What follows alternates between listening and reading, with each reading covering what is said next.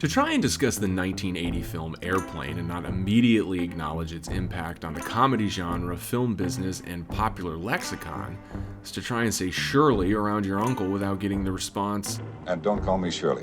Often a pioneer will pay for the sins of their imitators, but 45 years later, Airplane soars above nearly all other slapstick flicks with its dark edge, relevant themes, and an output of jokes per minute that could compete with the best Simpsons seasons. Airplane doesn't just know it's a movie. It loves being a movie, and it makes it clear that it loves lots of other movies too.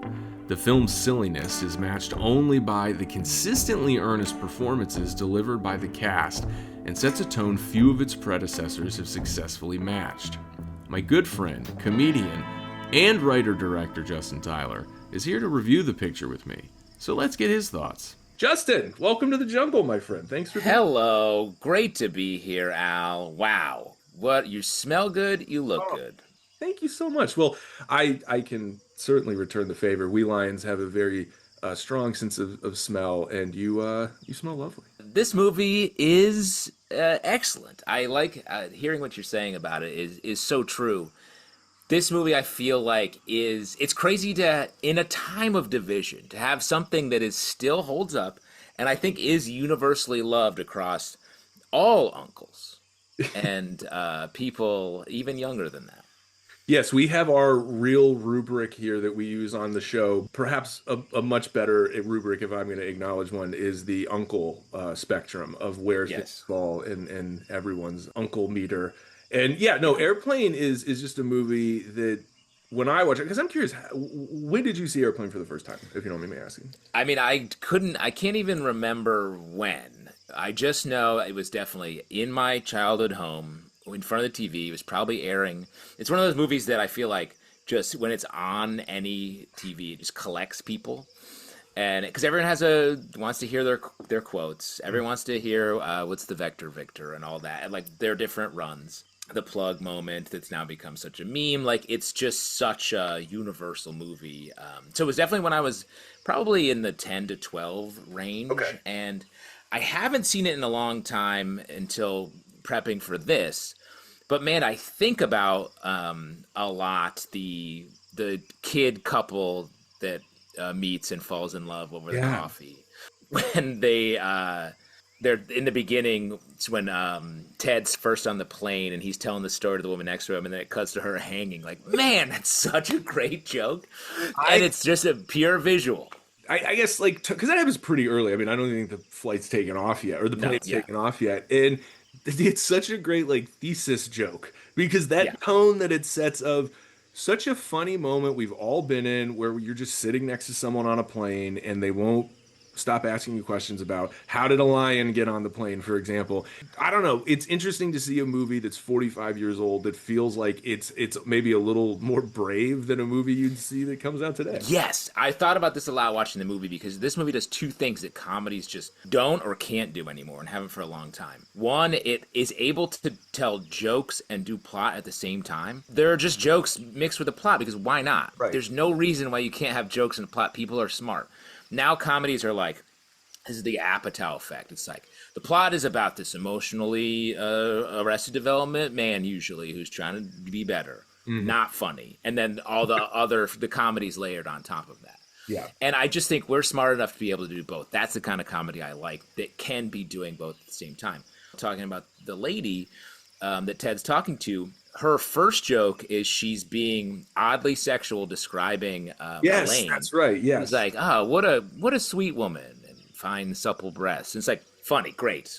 Oh, weird old lady, you wouldn't expect her to say that. Being sweet about commenting on the lover's physicality, great.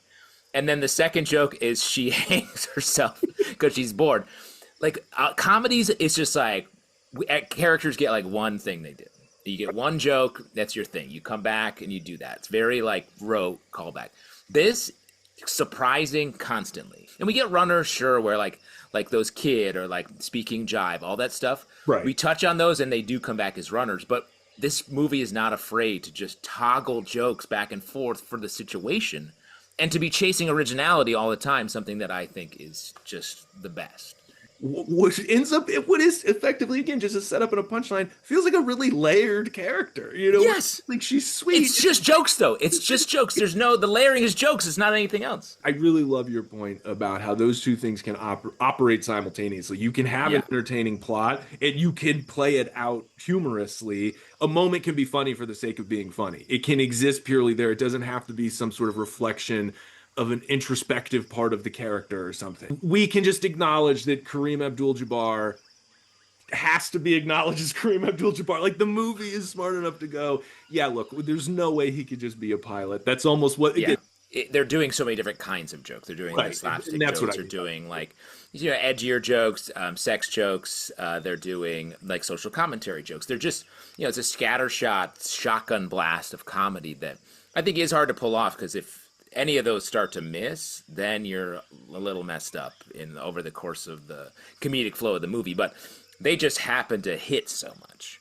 The plot is good, but this was also like a parody of a genre of movies at the time that we don't really do as much anymore. So they had the benefit of really being confident in those tentpole plot points, so they could just really let the comedy hang. They had so much structure to hang their comedy on.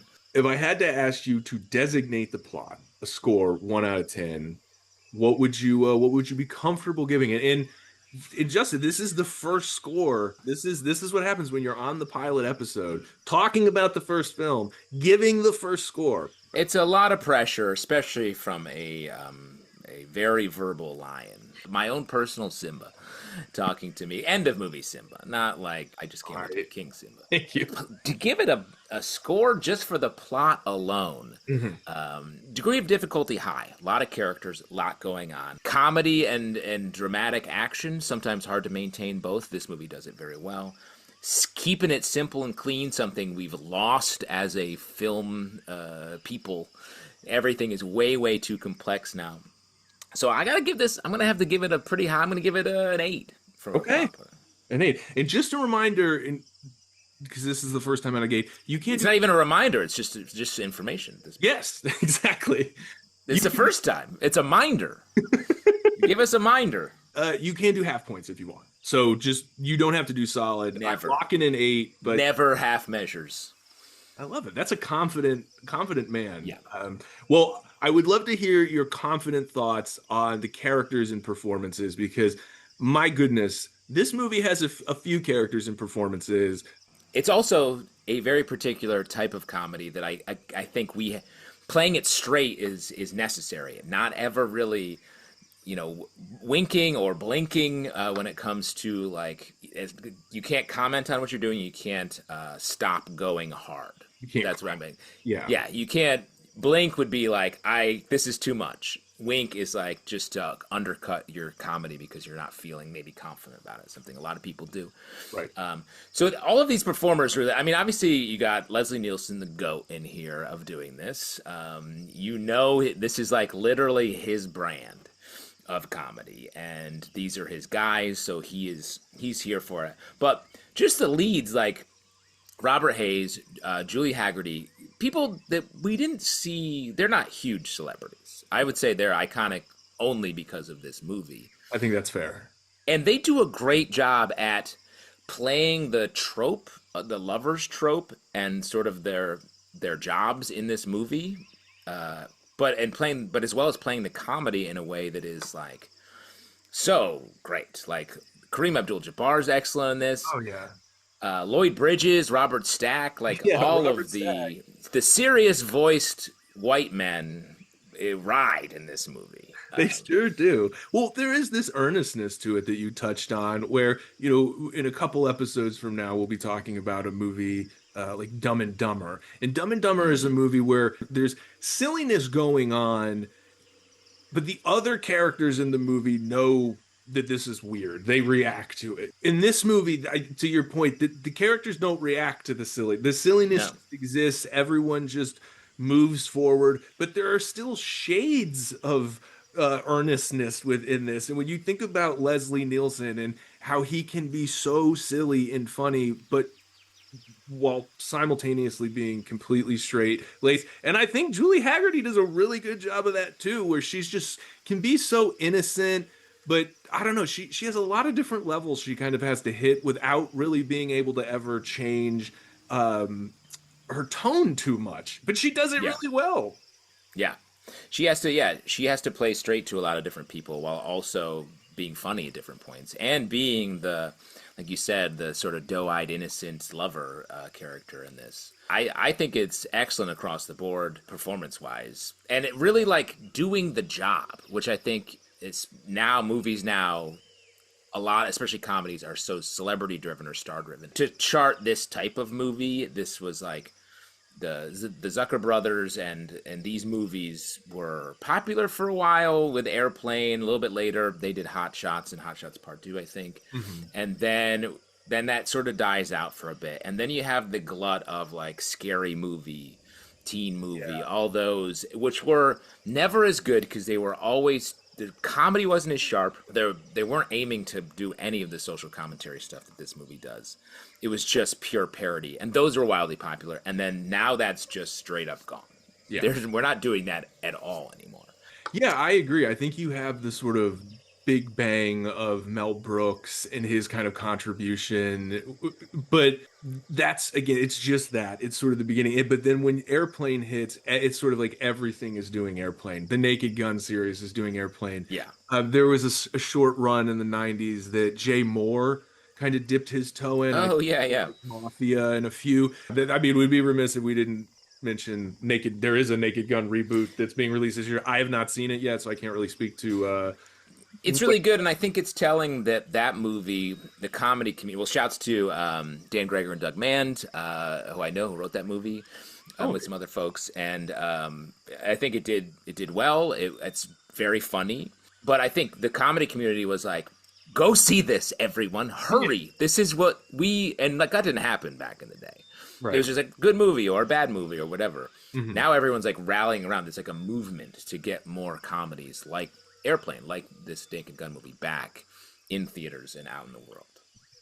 Leave a comment if you've seen the new Naked Gun, and leave a like regardless. What would you give it? What would you rank it?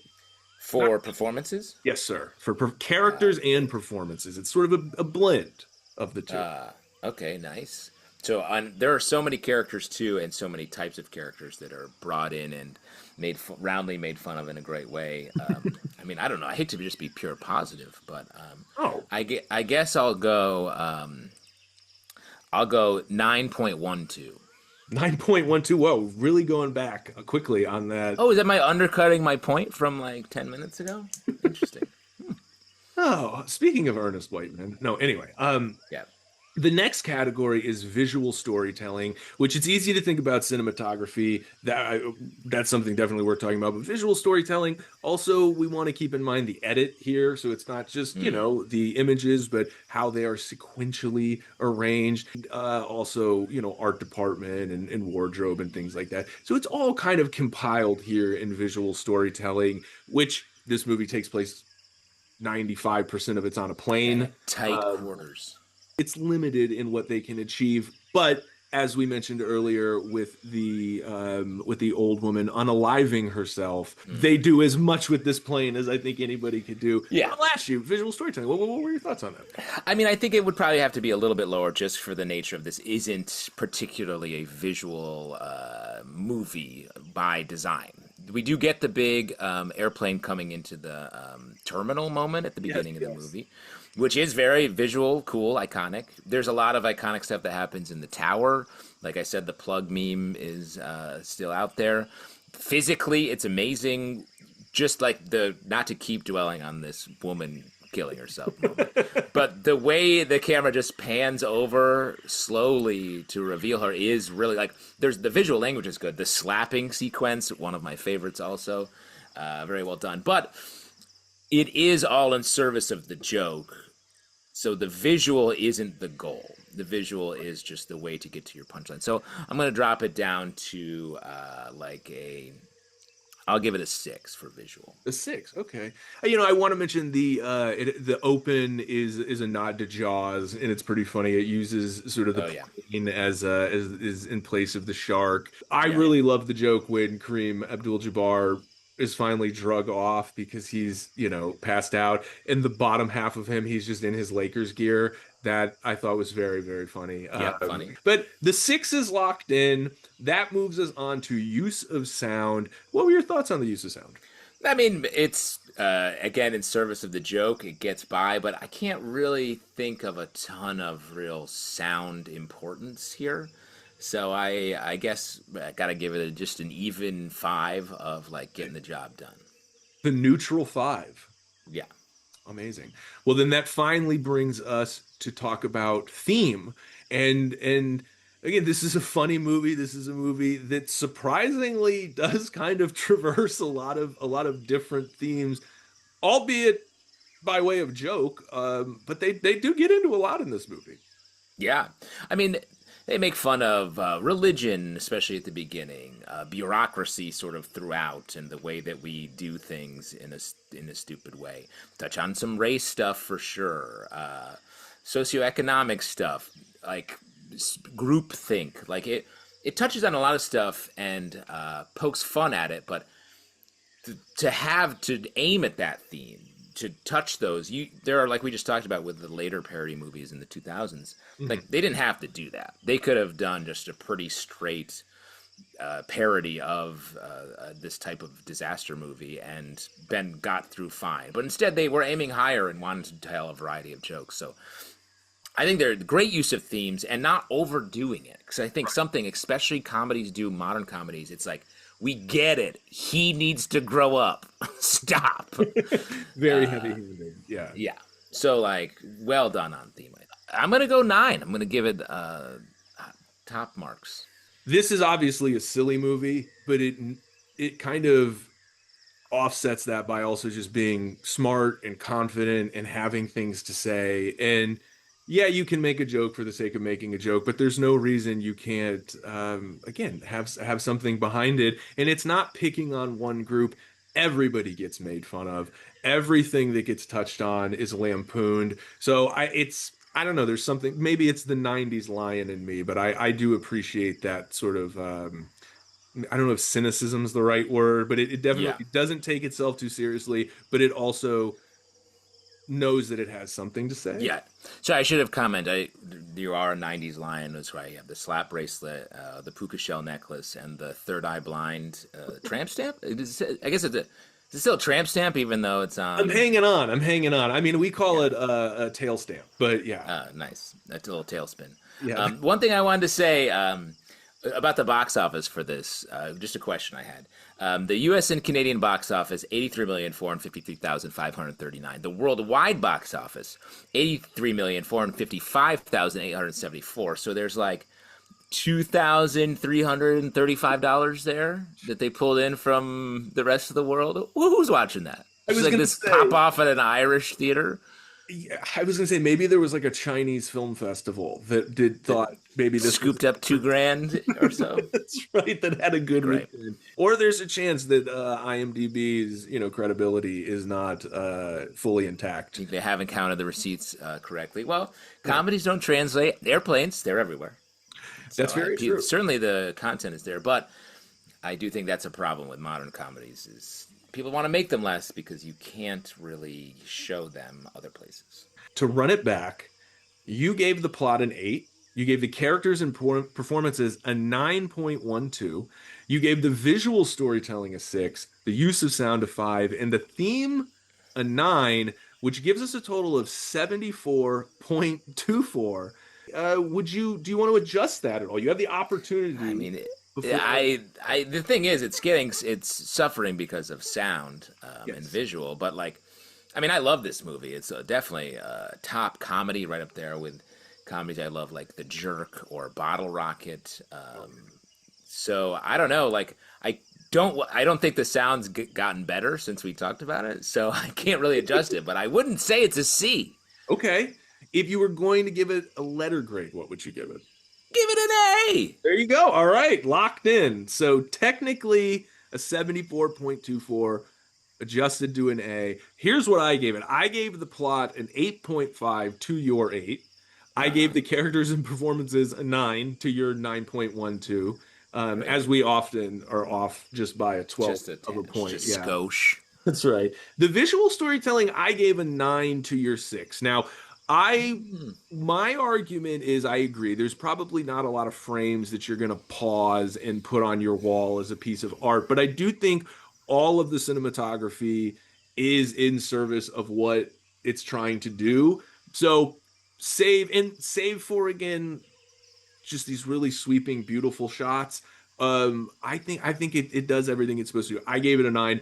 Sort of the same thing with the use of sound. I gave it an 8, so a little bit for. I don't. Wow. This movie to me, it doesn't really have a super memorable score. It doesn't necessarily have a memorable sound effect or something that you might associate with other movies. Regardless, I gave it an 8, and the themes I gave an 8 to your 9. So I scored it an 85 to your 74. To me, this is a solid B plus movie. I gave it a B plus to your A, because I do feel like as a genre picture, it is top of its class. It's S tier. Yeah. But if we're just talking about as a film, and we're comparing it to some other things, I feel like a B plus is really fair. But if you give it an A and I give it a B plus, what's that average out to an A minus? So I also feel like again we're not too far off here. No, this is a positive situation. This movie's great. If you haven't seen this movie, it's insane. Go watch it. No, you have to go see it. Well, Justin, I really appreciate you flying into the jungle here today. Maybe taking an airplane yourself. It's not cheap, but we wanted to make sure we did it right. We put you up. Will you come back? Will you come back and review another film? Would love to. I love the lion vibe. Thank you for the raw meat to nosh on while I was here. The least we could do. Well, we'll see you. Rawr. Platinum Plastic isn't just a proud sponsor of Real Talk. They're also the home for all our new designs and merchandise. Follow Platinum Plastic on Redbubble by clicking the link in the description and see all our A+ gear. That's Platinum Plastic on Redbubble for all your Real Talk merch. Subscribe to the channel now and press the bell icon so you don't miss a thing. If you're going to talk movies, make sure it's Real Talk.